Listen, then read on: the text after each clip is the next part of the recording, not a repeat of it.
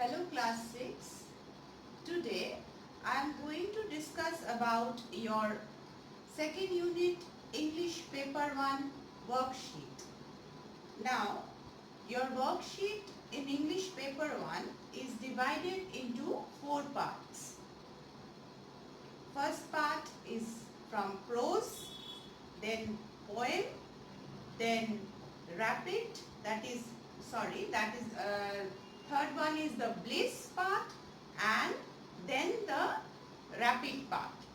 Now first I am going to discuss the question answers from the prose and poem section. Then we will discuss the question answers from bliss and the rapid part. Now first it is the prose part. Your prose includes 3 chapters: the Clockwork Mouse, birthday presents, and the rice bowl wishes. Poem includes again 3 lessons, 3 poems: Sky, Sea, Shore, Robinson Crusoe's story, and Slow Dance. First, Clockwork Mouse. The first part is answer in one word or answer in words. First question is, when did Jimmy get his Clockwork Mouse? Answer, on his 7th birthday. Second question, who was searching for food scraps in the dumping ground? Answer, a scavenging fox. Third question, how many owlets were there in the nest? Answer, 3. Question number 4, who was the poor old chap? Obviously, the Clockwork Mouse. And the last question, question number 5, who brought the Clockwork Mouse back to Jimmy? The woodcutters. Next section is reference to the context. The reference to the context, the statement is, I chucked it away years and years ago. Now the first question, question number A, who said this to whom? It is Jimmy's mother said this to Jimmy. And what was being chucked and why? It was the toy of Jimmy, favorite toy of Jimmy, the Clockwork Mouse, was chucked. It means thrown away.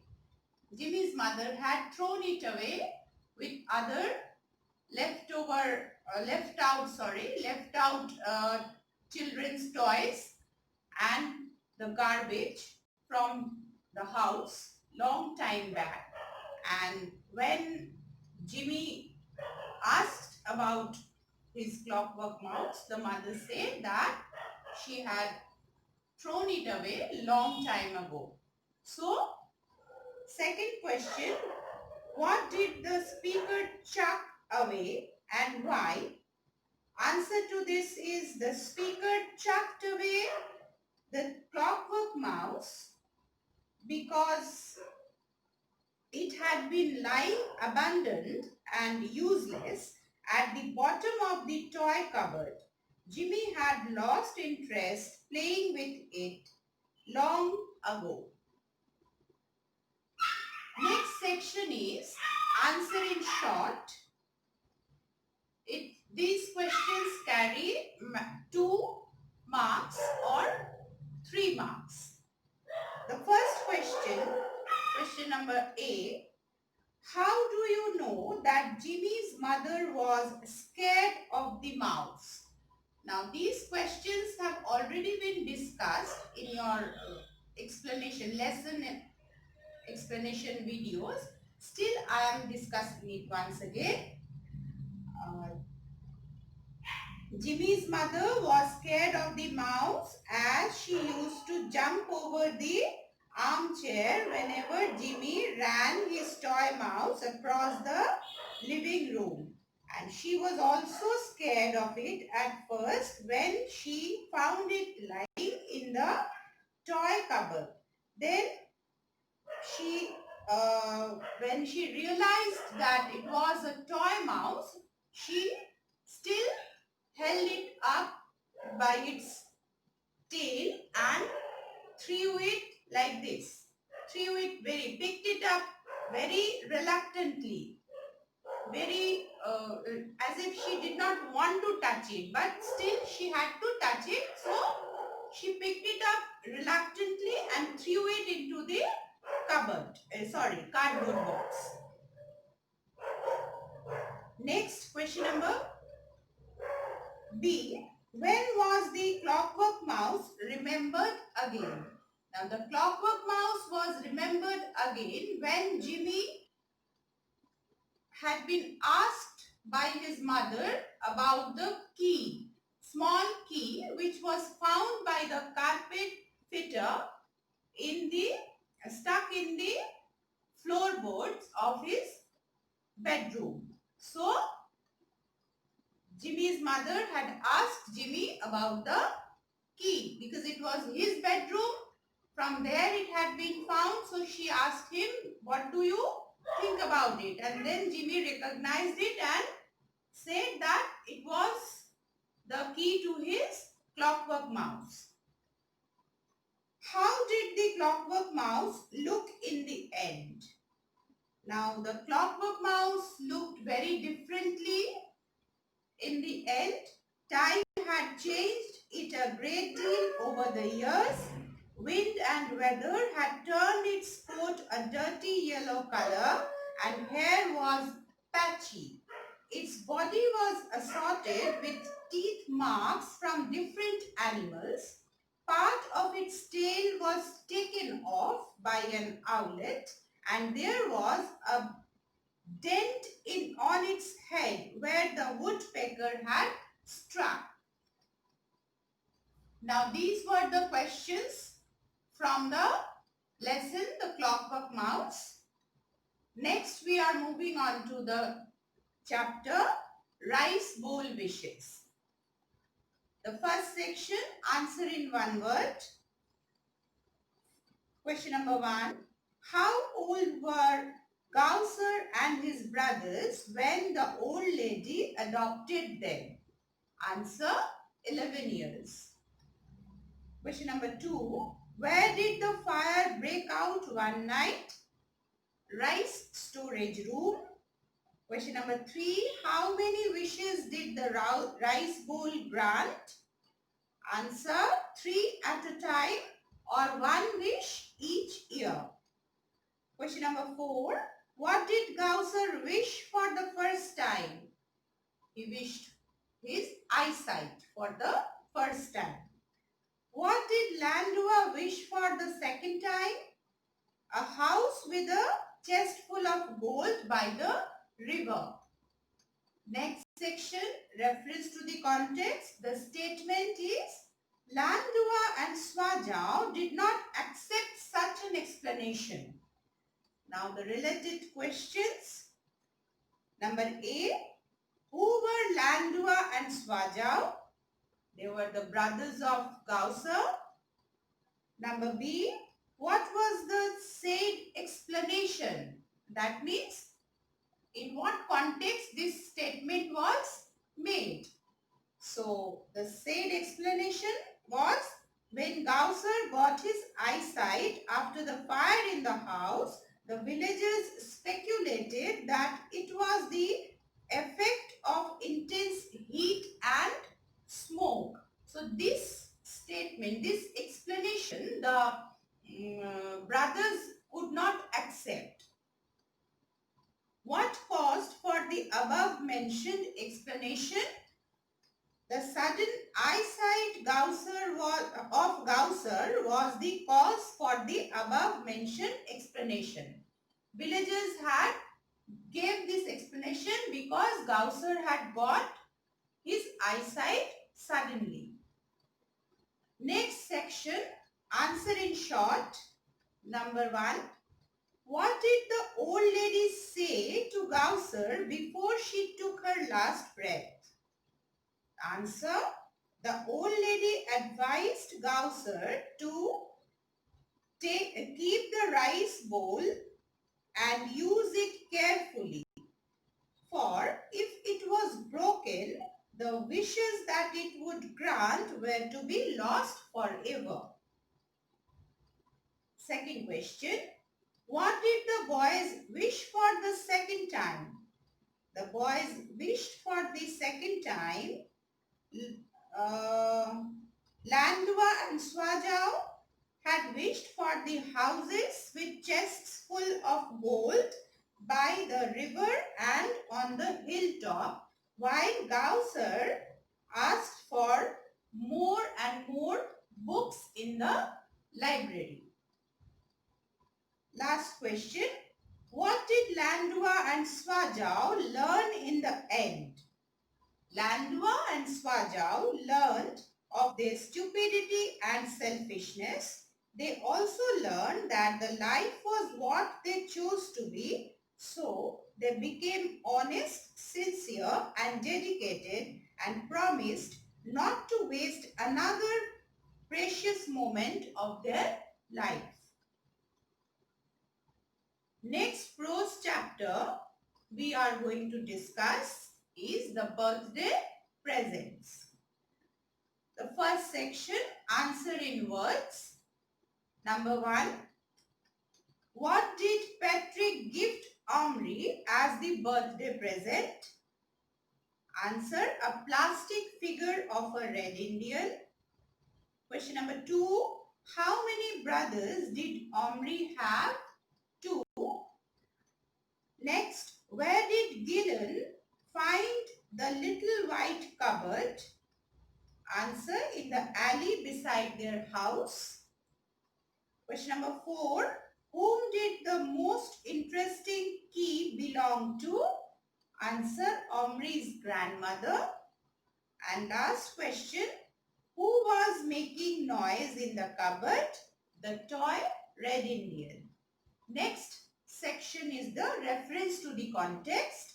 The statement is, you could have put a chain for it. Now the question related to it. Who said this to whom? Omri to his mother. Number B. What was to be chained and why? The beautiful small key that belonged to Omri's grandmother, as it was handed over to his mother so she could remember his grandmother even after she was no more, was to be chained. Answer in short, next section. Question number 1. Why did Omri feel disappointed with Patrick's present? Obviously, Omri felt disappointed with Patrick's present because he had loads of plastic figurines with him and he had become bored playing with them. So another plastic figure toy he did not want. Still, as he had been given that, he could not show his disappointment, but actually he was disappointed because he had loads of such kind of toys and he had become bored playing with them.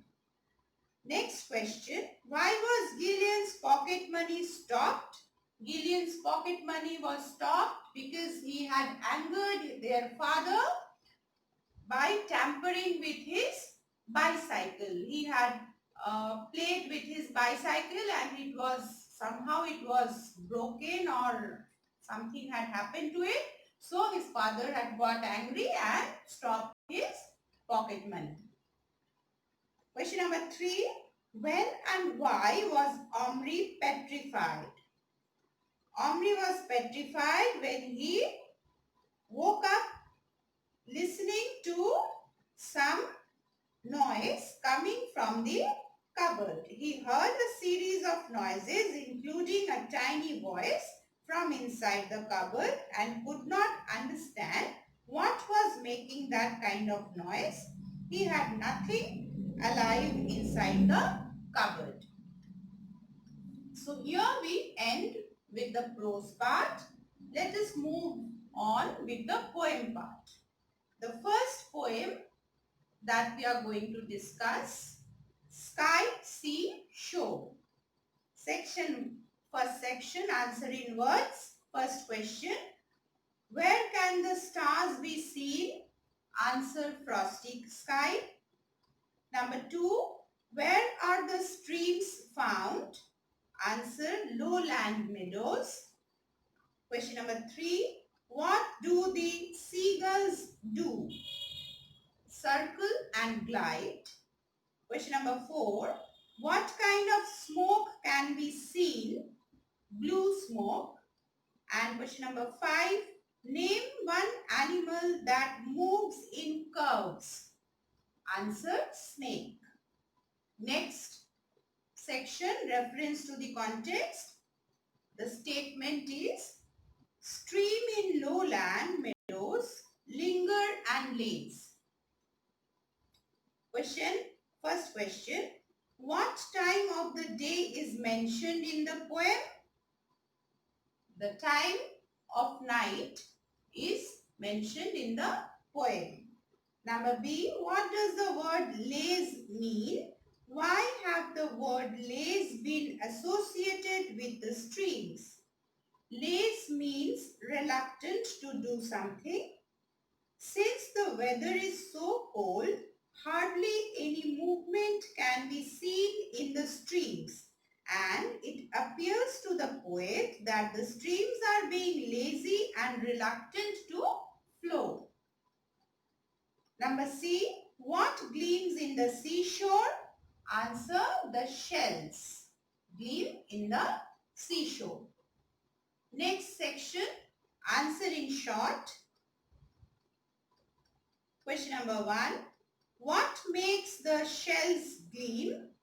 Answer, the shells by the seashore are being constantly washed by the water of the sea, and so when the light falls on them, the shells gleam. Question number 2, which details show that there are human beings living by the shore? The words like harbor and phrases like prancing steed, blue smoke suggest that there are human beings living by the shore. Question number 3, mention all the S things that can be found in this poem. So all the things that begin with the alphabet S, like smoke, seagull, snail, whatever it is there, sparrow, swallow, steed, sky, all you can write down. Next poem is Slow Dance. Answer in words. First one, where can one watch kids? Answer, on a merry-go-round.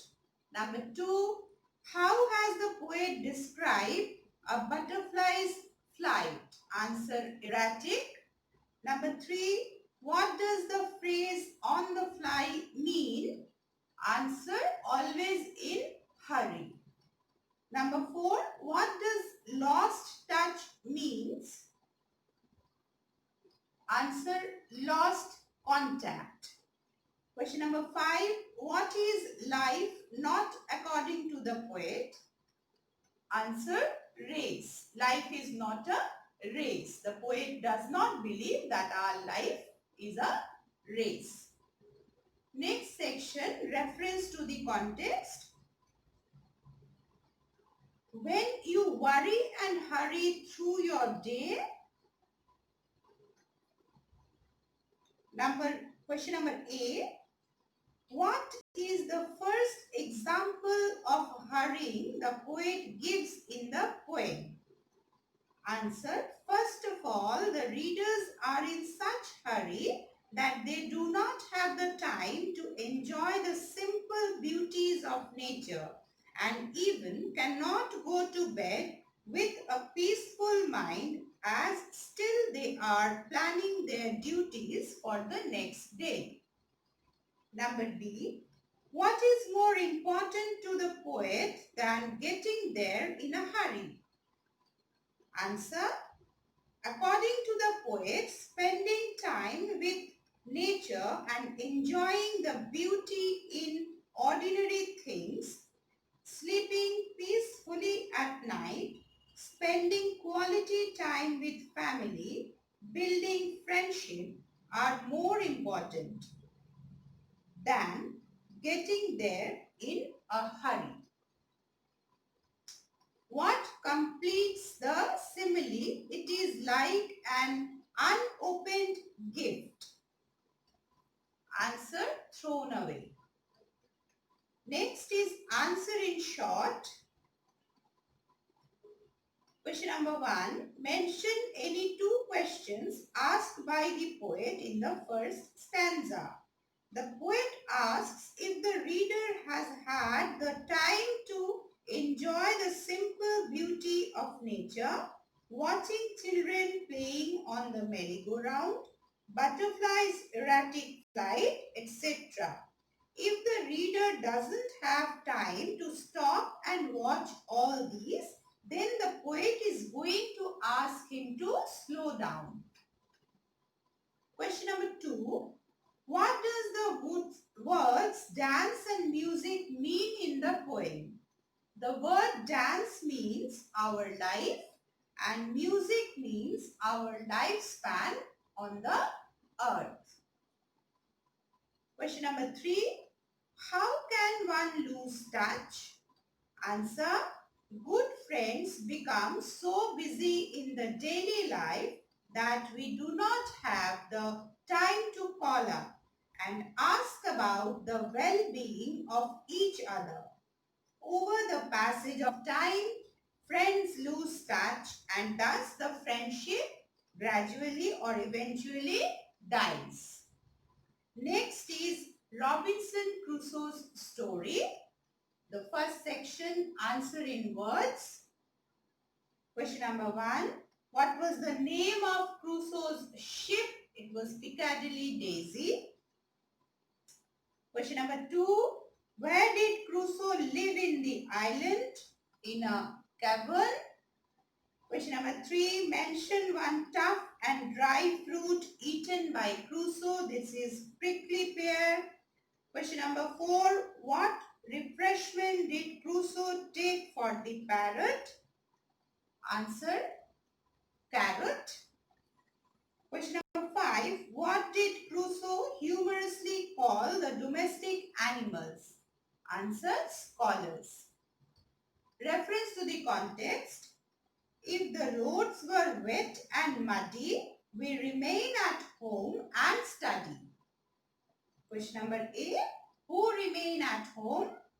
Answer, Crusoe along with his domesticated animals, the cat, the dog, the parrot, etc.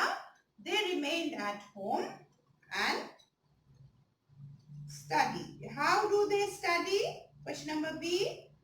Answer, the goat is busy doing sums, dog is busy with ornamental writing, and the cat is taking lessons on the drum.